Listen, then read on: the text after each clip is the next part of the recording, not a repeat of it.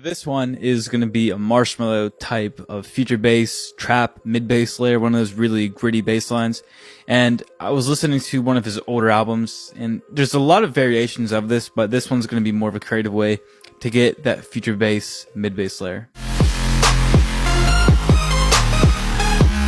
So for this one, we're going to be using a kick wavetable. So all you have to do is take any kick sample and then drag that into the wavetable section, and then we could transpose that down a couple of octaves. Next, we're going to throw oscillator 2 on. We're going to leave in the saw wave. We're going to throw this down a couple of octaves, and we're going to put the volume to 0 because we're going to be using this one for the FM, so we can do FM from oscillator 2. And also put the phases to 0 just so it starts at the beginning every time, and it'll just give you a more consistent sound.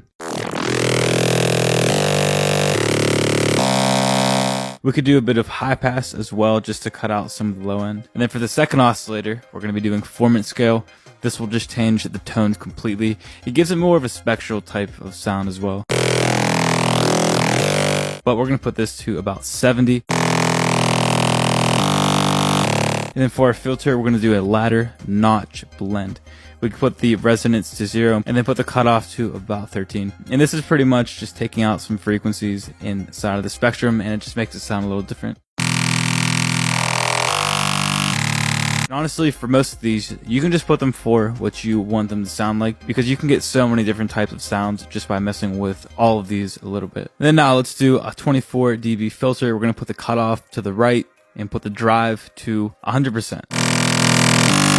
Some downsample distortion can also brighten up the high end a little bit. And then, of course, some multi-band compression to just bring everything out. And then finally, if you want your sound to be a little more wide, you can add some chorus on the end of that. And then the actual last thing is to cut out the sub frequencies, because we have a separate sub bass, and this is just going to give us that mid range.